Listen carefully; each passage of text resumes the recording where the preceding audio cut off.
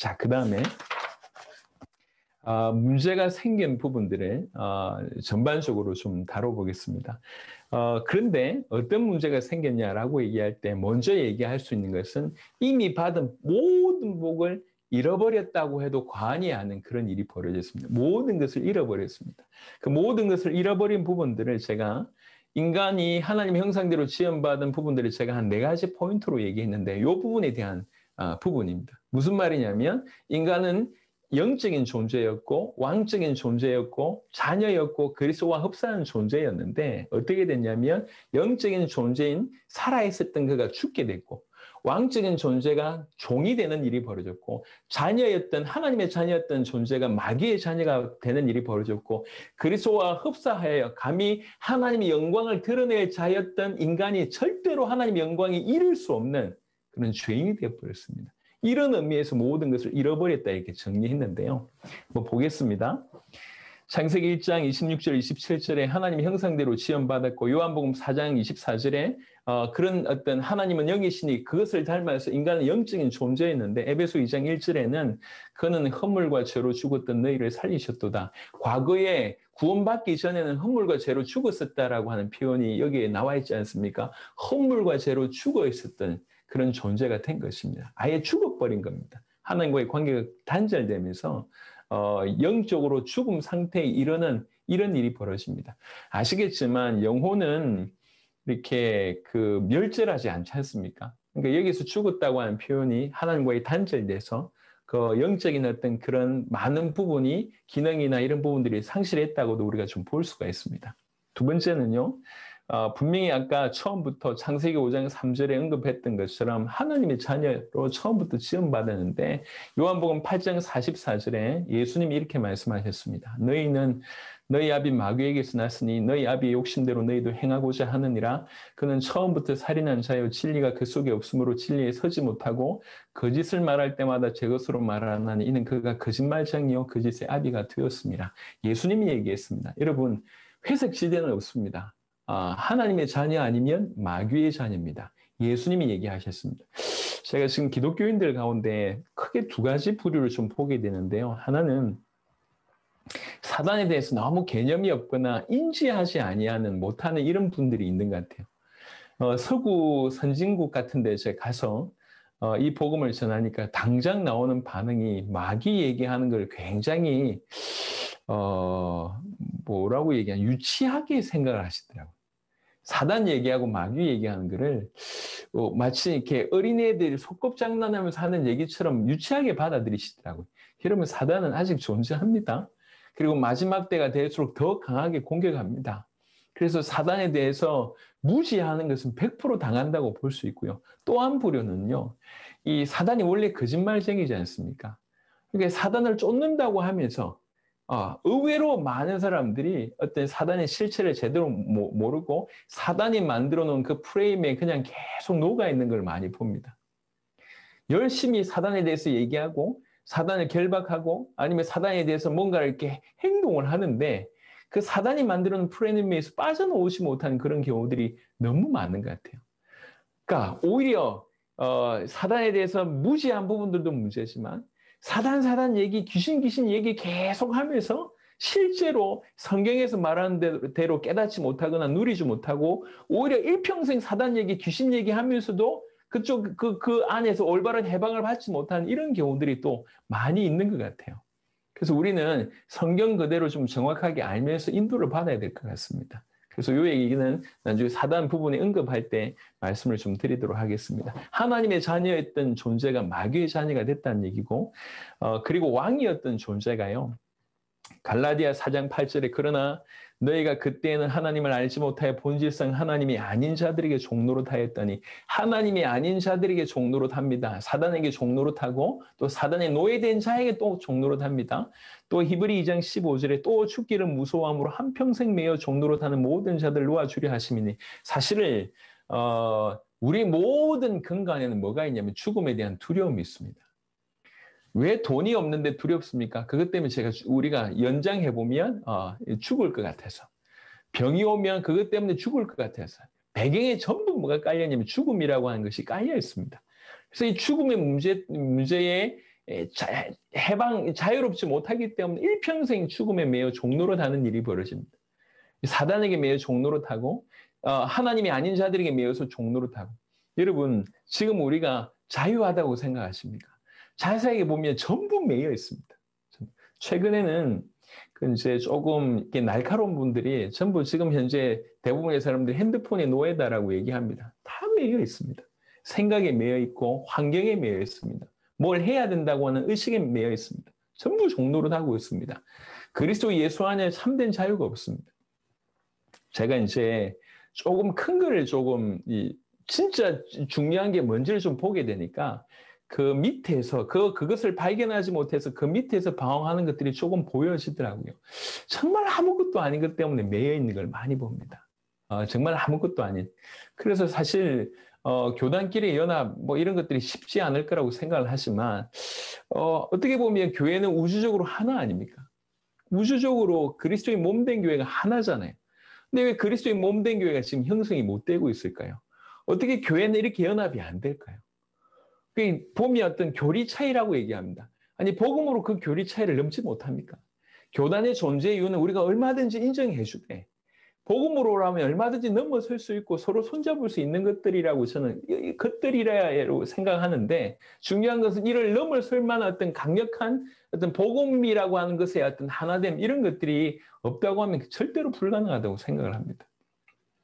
그래서 우리 참여한 분들이 이렇게 정말 핵심적인 가치들을 정확하게 보면서 덜 중요한 것들, 복음과 상대해서 덜 중요한 것들은 좀 넘어설 줄 아는 그릇도 좀 준비되는 그런 저와 되었으면 좋겠습니다. 여하튼 왕이었던 존재가 일시에 종이 되는 일이 벌어졌고요. 그리고 이제 아까 이제 처음 그리스도가 하나님의 형상이라고 얘기하면서 거의 첫사람 아담은 그리스도가 필적한 좋은 존재 인물입니다. 그리스도는 하나님의 형상이고 우리가 하나님의 형상대로 지음받은 자란 뭘 내포하고 있냐면 그리스도께서 아버지의 영광을 드러내듯이 우리 인간 또한 하나님의 영광을 드러낼 자로 지음을 받은 겁니다. 하나님의 형상대로 지음받았다는 얘기는 우리를 통해서 하나님이 보인다는 얘기지 않습니까? 원래 우리가 그렇게 하나님을 닮았다는 얘기는 우리를 통해서 닮았다는 얘기지 않습니까? 저희 교회를 가면 새로운 새 가족도 제 아들이 누군지 압니다. 그냥 딱 보면 알아요. 그러니까 가끔씩 우리 교사들이 그런 얘기 하더라고요.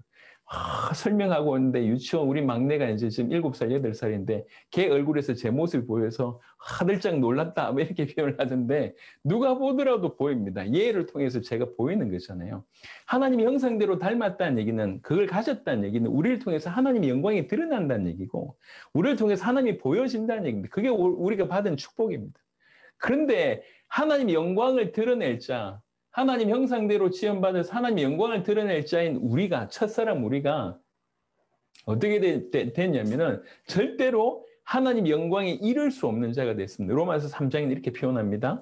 모든 사람이 죄를 범하였음에 하나님의 영광에 이르지 못하더니 그리스도와 흡사해서 그리스도와 필적하여 하나님의 형상대로 지음받은 자로 하나님의 영광을 드러낼 자이었는데 지금은 그 하나님의 영광에 도무지 다달할 수 없는 완전히 무너진 자가 됐다. 이 얘기입니다. 이렇게 사실은 생명을 가졌고 이 영적인 존재로 생명을 가졌고 왕적인 존재였고 자녀였고 그리고 이제 그리스도와 흡사한 그런 존재였던 자가 이 모든 복을 한꺼번에 잃게 됩니다. 왕이었던 자가 종이 되고 하나님의 자녀가 사단의 자녀가 되고 그리고 생명 가진 자가 죽었고 그의 그리스도와 흡사하여 하나님의 영광을 드러낼 자였는데 하나님의 영광에 절대로 이르지 못할 정도로 가지고 있던 가장 소중한 것들을 다 잃어버리게 됐어요. 그리고 나서 두 번째는 뭐냐면 가지고 있는 것을 잃어버린 것도 기가 막히지만 지금 어떤 상태냐는 거죠. 지금 이제 뭐 트럼프 얘기는 너무 지금 예민한 얘기니까 트럼프 얘기는 안 하겠습니다. 저 중남미에 어떤 일이 벌어졌냐면 중남미 볼리비아인지 정확하게는 기억을 못 하겠습니다. 볼리비아인지 에콰도르인지 모르겠는데 그 대통령이 굉장히 좀 독재를 많이 했나 봐요. 그러면서 쿠데타가 일어나서 대통령이 급하게 쫓겨나는 상황이 벌어졌습니다. 그래서 이웃 나라에 어떤 이렇게 길거리 같은 데서 천막 쳐놓고 거기에 누워있는 사진이 이제 온 겁니다. 엊그제 한 나라의 대통령이었는데 지금 모든 권좌에서 다 쫓겨내서 지금 뭐 하고 있냐면 텐트 쳐놓고 거기에 누워 있는 겁니다. 얼마나 비참합니까? 그래서 두 가지 각도로 볼 수 있는 게 가지고 있던 모든 것을 잃어버렸다라고 하는 각도가 하나 있다고 하면 그럼 잃어버리고 나서 지금 어떻게 돼 있냐? 지금 이 텐트에서 이제 겨우 잠잘 곳도 없이 지금 이런 상태라는 거죠. 우리가 잃어버린 것도 알아야 되지만 이 잃어버린 지금 우리는 어떻게 돼 있냐? 이 얘기입니다. 잃어버리고 있는 지금. 그래서 인간의 상태를 얘기하는 성경 구절은 상당히 많습니다만 몇 가지만 가져와서 보시도록 하겠습니다. 창세기 1장 2절 땅이 혼돈하고 공허하며 흑암이 깊은 위에 있고 하나님의 영은 수면 위에 운행하시니라. 창세기 1장 2절과 1장 3절이 이게 그리스도를 이렇게 뜻하는 것이냐라고 하는 것은 신학적인 의견들이 분분합니다. 하지만 그것이 그 빛이 그리스도를 뜻하든지 안 하든지 상관없이 1장 2절을 통해서 우리가 훑어볼 수 있는 건 뭐냐면 빛이 없는 상태는 이런 상태라는 거죠. 빛이 없는 상태는 혼돈하고 공허하며 흑암 가운데 있다는 것입니다. 그리고 요한복음 1장에 분명히 참빛이 그리스도이심을 얘기했고 참빛인 그리스도께서 없는 우리 인생은 어떤 상태냐? 혼돈과 공허와 흑암 가운데 있다라고 충분히 해석할 수 있다는 겁니다. 그래서 우리에게 참빛이 없으니까 혼란스러운 겁니다. 한 번 사는 인생이고 여러 번 살아보지 않았기 때문에 한 번 사는 인생인데 빛이 없으니까 어둡지 않습니까? 캄캄할 거 아니에요. 사람들이 자살하는 이유와 이렇게 불안한 이유는 미래가 어둡기 때문에 감정이 어둡기 때문에 그렇게 되지 않습니까? 어둡습니다. 미래가 어둡고 감정이 어둡고 생각이 어둡고 다 어둡습니다. 그럴 뿐만 아니라 혼란스럽습니다. 어떻게 해야 될지 선명한 길이 없어요. 너무 많은 사람들이 인생 가운데 방황하지 않습니까? 나름 빨리 철든 사람은 어떤 목적을 정해가지고 목표를 정해가지고 열심히 달려가서 목표를 이루는데 중요한 건 목표를 이루면 끝이냐는 거죠. 그렇지 않습니다. 목표를 이루었는데 이게 길이 아니구나 느낀다는 거죠. 어떤 분이 그렇게 표현을 했습니다. 우리나라에서 적어도 한국에서는요. 이게 뭐 맞는지 안 맞는지 모르겠지만 한국에서 가장 독한 술들을 마시는 직업군이 있답니다. 가장 독한 술들을 마시는 직업군. 혹시 아시겠습니까? 예, 법을 다루는 사람들입니다. 법을 다루는 사람. 왜 그러냐면 겉으로 볼 땐 판사, 변호사, 검사지만 이 사람들이 인생이 뭡니까? 여튼 가장 나쁜 놈들만 상대하는 거거든요. 가장 나쁜 놈들. 어떻게 죽였고 어떻게 했고 뭐 이런 것들만 그래 얘를 죄를 정하거나 아니면 죄를 변호하거나 그걸 땅땅땅 해야 되는데 다뤄야 될 게 뭐냐면 도무지 평범한 어떤 그런 사람들이 아니라 어떻게 이럴 수 있나 이런 놈들만 다루는 거예요. 그러니까 권위는 있고 돈은 좀 버는데 이 데미지는 상당한 데미지를 입는 겁니다. 그러니까 독주를 그렇게 많이 마신다는 거예요. 제가 볼 땐 일리가 있고요. 우리나라에서 가장 이건 밝혀진 바는 아니겠지만 가장 많이 마약을 이렇게 손댈 수 있는 직업군이 있습니다. 그 직업군이 뭐냐면 의사들입니다. 의사들, 간호사들. 이분들 돈 많이 벌지 않습니까?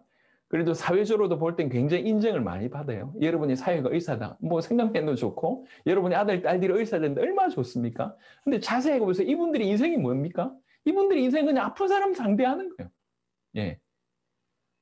치과에서 얼마나 돈 많이 법니까? 하지만 이 사람들이 하는 건 뭡니까? 항상 남 입 속 들여다보고 있거든. 그게 인생이에요. 돈은 많이 벌고 있는데 항상 입속 들여다보고 있습니다. 항상 배 가르고 하는 일이 전부 아픈 거 다루는 거예요. 돈은 많이 벌고 인정은 받는데 그래서 그 정도 목표까지 오기까지 얼마나 열심히 했습니까? 하지만 하는 게 뭐냐? 물론 좋은 일을 합니다. 하지만 다루는 일이 뭐냐면 병을 다루는 거잖아요. 아픈 걸 다루는 겁니다. 숱하게 죽어나가는 사람들을 다루는 거죠. 얼마나 힘들겠습니까? 그러니까 이제 이렇게 그걸 잊어버리기 위해서 이렇게 하신다고 하더라고요. 여러분, 죄송합니다. 무식하고 돈이 없는 사람이 저지르는 범죄보다 똑똑하고 돈 많은 사람들이 저지르는 범죄가 훨씬 강력합니다. 이 사람들이. 아시겠지만 우리가 경험치로도 알고 있지 않습니까? 분명히 어떤 목표에 회사 사장이 됐거나 아니면 남들이 부러울 만한 그 정도까지 갔었을 때는 대단한 것처럼 보이지만 본인은 알아요. 그게 자기를 구원할 수 없다는 걸 압니다. 그래서 그때 오는 것이 허무라는 겁니다. 공허. 빛이 없으면 어둡고 방황하고 공허할 수밖에 없습니다. 이게 창세기 1장 2절 3절이 그리스도를 뜻하냐 그렇지 않냐 이걸 이렇게 제껴두고라도 빛이 없는 상태는 그렇다는 것이고 우리 마음에 참빛인 그리스도가 없는 상태는 이렇습니다. 흑암과 혼돈과 공허입니다.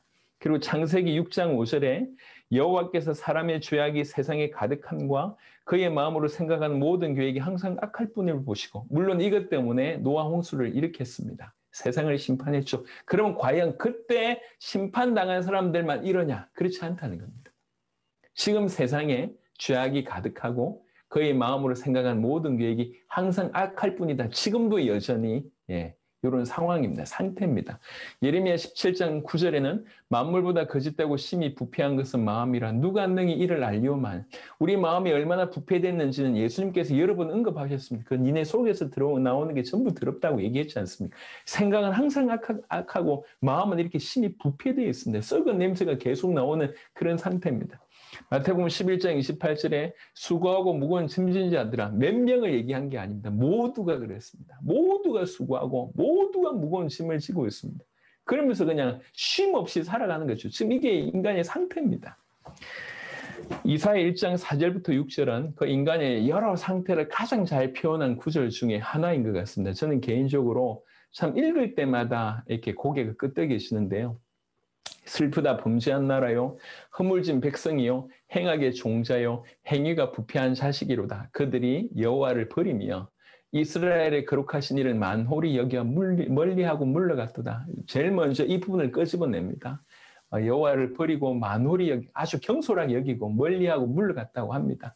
너희가 어찌하여 매를 더 맞으려고 폐역을 거듭하느냐. 그러면서 온 머리는 병들었고 온 마음은 피곤하였으며 발바닥에서 머리까지 성한 곳이 없이 상한 것과 터진 것과 새로 맞은 흔적뿐이거늘 그것을 이 상황이 이렇습니다. 그런데 그것을 짜며 싸매며 기름으로 부드럽게 함을 받지 못하였도다. 치유함을 받지 못하고 있다는 거죠.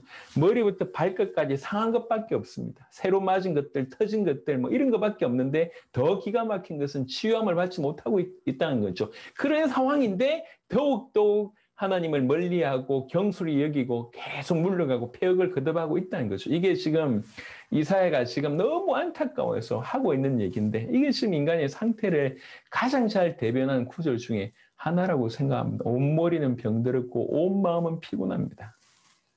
마가복음 7장 21절부터 23절에 속에서 곧 사람의 마음에서 나온 것은 악한 생각, 곧 음란과 도둑질과 살인과 간음과 탐욕과 악독과 속임과 음탕과 질투와 비방과 교만과 우매함이니 이 모든 악한 것이 다 속에서 나와서 사람을 더럽게 하느니라. 예수님이 하신 말씀입니다. 우리에게서 이런 것들이 나오는 그 정도 상태라는 것이죠.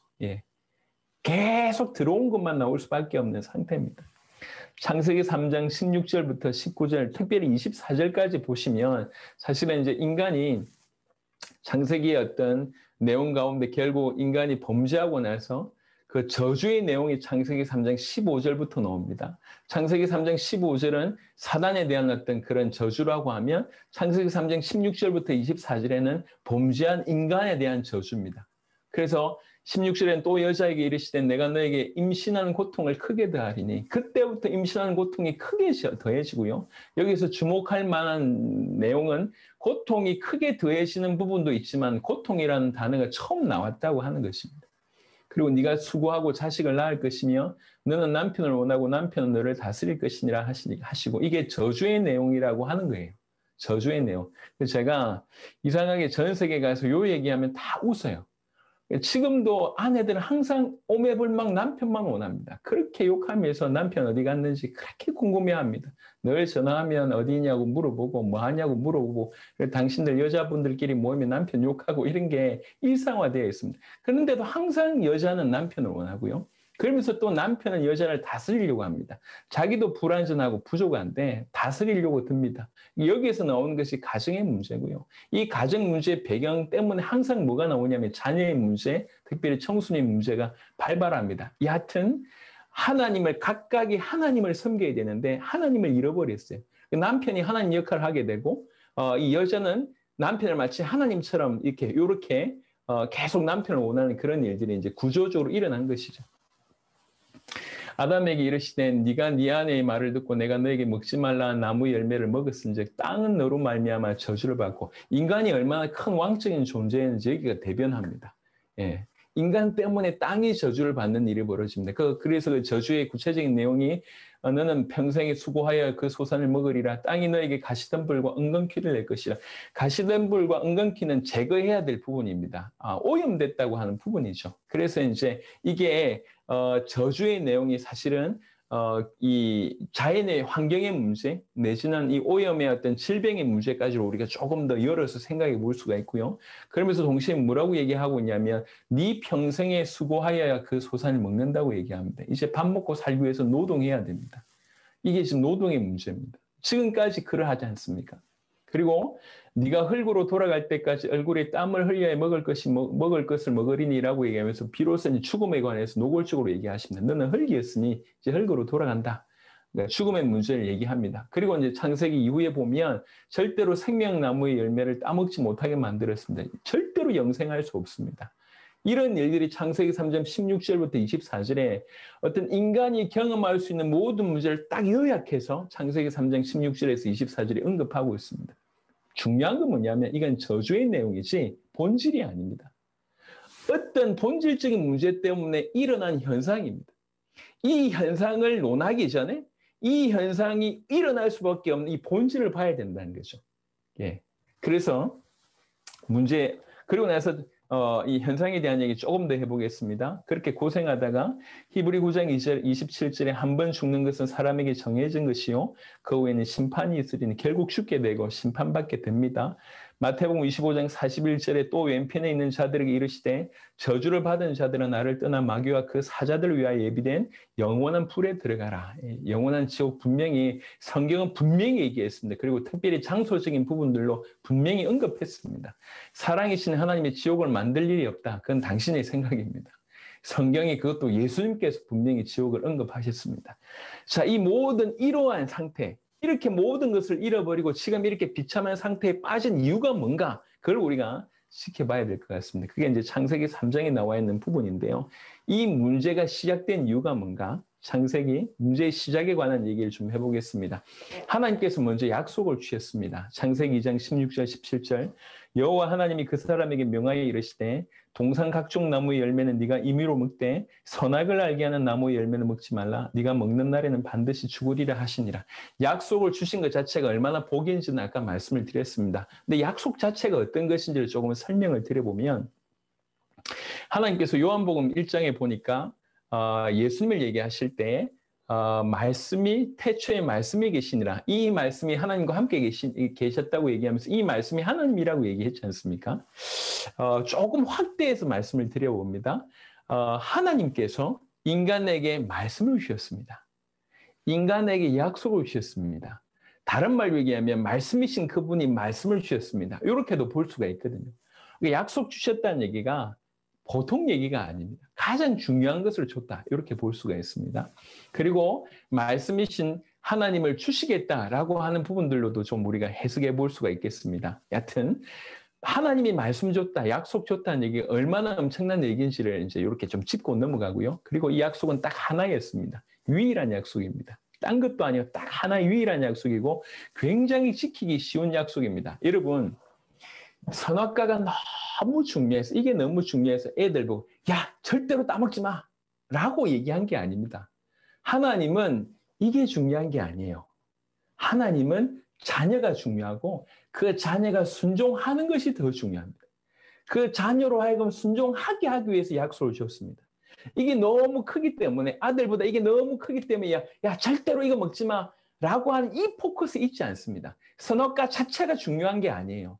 하나님은 선악을 알게 하는 나무의 열매를 따먹지 말라고 약속한 이유는 인간으로 하여금 순종하게 하기 위해서 약속을 주신 겁니다. 그래서 굉장히 지키기 쉬운 약속입니다. 하나님은 포커스 자체가 내 말을 순종하는지 안 하는지 그걸 보시기 위한 거기 때문에요. 그래서 모압 지난번에도 말씀드렸듯이 선악을 알게 하는 나무의 열매의 과실이 다른 나무의 과실처럼 좀 특별했나? 그건 아닌 것 같아요. 신학자들도 얘기하기를 그 에덴 동산에 그때 당시에 있었던 나무의 종류가 주로 감람나무나 포도나무라고 얘기하는데 포도나무나 감람나무 중에 하나였을 것이다. 에덴 동산 전체에 있는 다른 데서도 얼마든지 맛볼 수 있는 그런데 하필 동산 중앙에 있는 저것만 먹지 말라고 한 겁니다. 마치 뭐가 같냐면 다른 나무는 만질 수 있는데 이 나무 만지지 마. 다른 바위 위에 올라갈 수 있는데 저 바위는 올라가지 마. 그 얘기예요. 그게 딱 하나님의 포커스는 뭐냐면 이 인간들이 자기를 피조물인 인간들이 하나님을 하나님으로 인정해 주기를 원하는 거예요. 하나님을 하나님으로 인정해 주기를 원하는 방법이 뭐냐? 약속에 순종하기를 원하는 겁니다.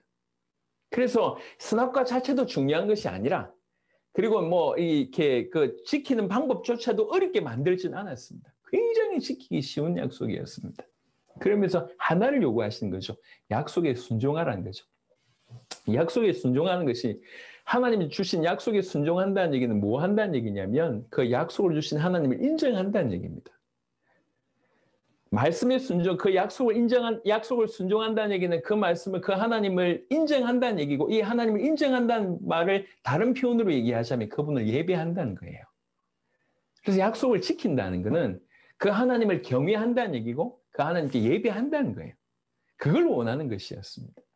그리고 또 다른 각도로 볼 때, 이 약속은 그렇게 어려운 약속이 아니었고, 너무 쉬운 약속인데요.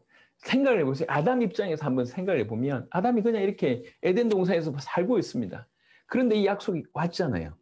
선악을 알게 하는 나무의 열매를 따먹지 말라. 이 약속이 왔지 않습니까? 이 약속이 왔는데 자기 삶을 여전히 예전처럼 그대로 살면 돼요. 요것만 안 따먹으면. 그럼 어떻게 되냐면 그냥 예전처럼 사는 그 삶이 의미가 있게 되는 삶이 됩니다. 그게 약속을 지키는 삶으로서 나는 똑같이 살았는데 약속이 옴으로 내 삶 자체가 의미 있는 삶으로 바뀌는 거예요. 나는 그냥 똑같이 살고 있는데 어느 순간 약속을 지키는 자의 삶이 돼버린 거예요. 이해하시겠습니까? 무슨 말씀인지? 그 약속이 다가온 게 우리한테 복인 거죠. 그래서 우리 삶이 엄청난 복으로 약속이 왔는데 결국 하나밖에 없는 그 유일한 약속, 하나님이 순종하기를 원하신 그 약속을 어기는 일이 이제 벌어집니다. 그 약속을 깨뜨린 내용이 우리가 잘 알듯이 창세기 3장에 나옵니다. 제일 중요한 것은 창세기 3장 1절에 인간이 이 약속을 어기는 범죄를 저지르기 이전에 배경이 있었다는 거죠. 그게 사단입니다. 분명히 사단의 속임이 있습니다. 창세기 3장 1절에 그런데 뱀은 여호와 하나님이 지으신 들짐승 중에 가장 간교하니라. 뱀이 여자에게 물어 이르되 하나님이 참으로 너에게 동산 모든 나무의 열매를 먹지 말라 하시더냐. 이렇게 사단이 꾀임을 하죠. 속임을 하죠. 이 뱀이 과연 사단이 맞냐? 계시록에 12장에도 언급되어 있고 20장에도 언급되어 있습니다. 옛뱀, 곧 사단이라고도 하고 마귀라고도 하며라고 하는 것이 언급되어 있습니다. 분명히 사단입니다. 이 사단이 어떻게 뱀이 사단이냐 아니면 사단이 뱀에 들어가냐 모르겠어요.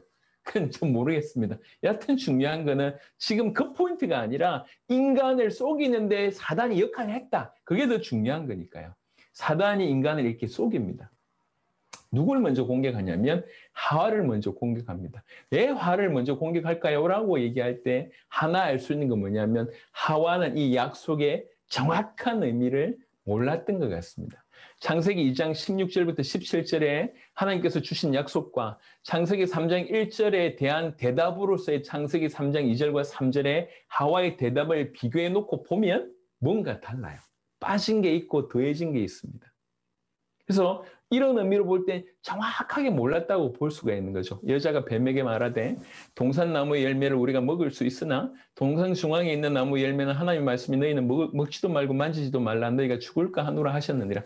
죽을까 하노라라고 하는 퀘스천이 아닙니다. 반드시 죽으리라. 히브리어로 보면 죽는다는 단어가 연속 2번 써졌습니다. 반드시 죽는다 이렇게 되어 있는데 죽을까 하노라 이렇게 얘기한 걸 봤을 때 그 중요한 의미를 상실했다고 볼 수 있고요. 두 번째는 보니까 먹지도 말고 만지지도 말라라고 얘기했습니다. 만지지도 말라라고 한 얘기를 하나님이 한 적이 없어요. 근데 왜 이 얘기가 나왔을까요?